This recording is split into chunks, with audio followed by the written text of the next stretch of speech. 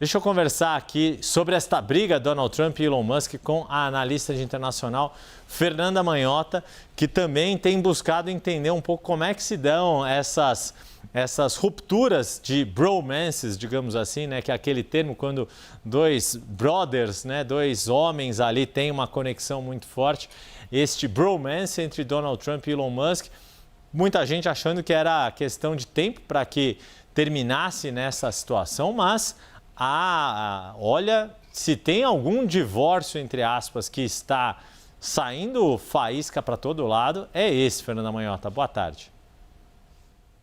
Pois é, Yuri, boa tarde a você, a todos que nos acompanham. Yuri, tem uma frase super célebre de uma figura emblemática do humor americano, né, o Groucho Marx, que diz que o casamento costuma ser a principal causa do divórcio. E nesse caso não podia ser mais verdade, né? Quer dizer, a gente tinha, de um lado, Elon Musk, que é retratado amplamente como um iconoclasta, né? Então, uma figura subversiva, sempre propensa a desafiar a ordem, né? Até revolucionário em alguma medida, já era assim no mundo empresarial, entrou assim no mundo político.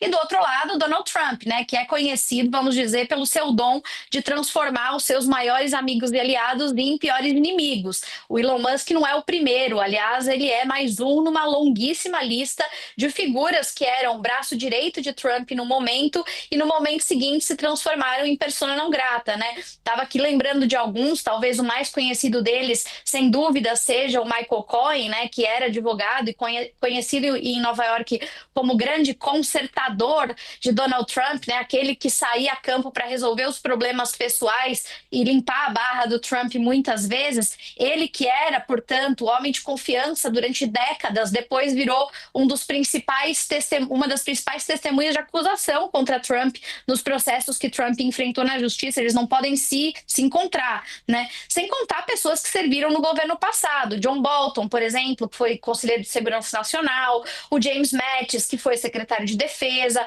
o Rex Tillerson, que foi secretário de Estado. Todo esse pessoal saiu brigado do governo Trump e hoje tem uma relação muito ruim com o Trump, inclusive o antigo vice-presidente, né? Então, digamos que as duas figuras prenunciavam essa crise. Além das personalidades, Yuri, então, do ego, do poder e dessas particularidades, digamos, relacionadas a elas próprias, também existia, já desde antes do início desse governo, agora em 2025, algumas frentes centrais em que Musk e Trump não concordavam. Eu andei pensando sobre isso e acho que daria para identificar, talvez, nos três pilares centrais da política de Trump, divergências estruturais importantes, né, com relação a Musk. Primeiro, em relação ao meio ambiente, não só porque o Musk, né, como todo mundo conhece, tem uma empresa de carros elétricos, sempre foi mais aberto à transição energética, mas mais do que isso, né, quando os Estados Unidos saíram do Acordo de Paris, ainda lá em 2017, no primeiro governo de Trump,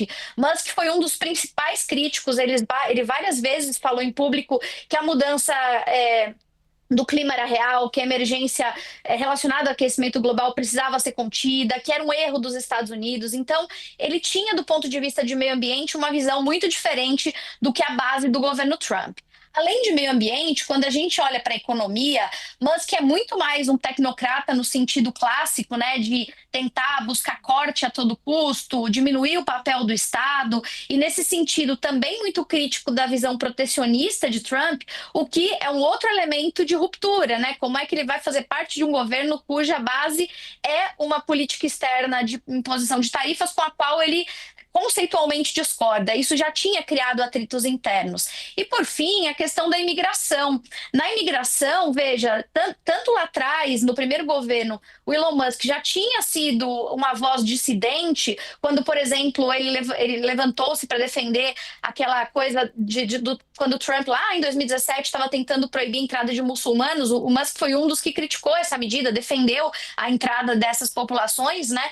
E depois, agora mais recentemente, era um dos que defendia uma política imigratória que mantivesse vistos para pessoas qualificadas, né, nos Estados Unidos.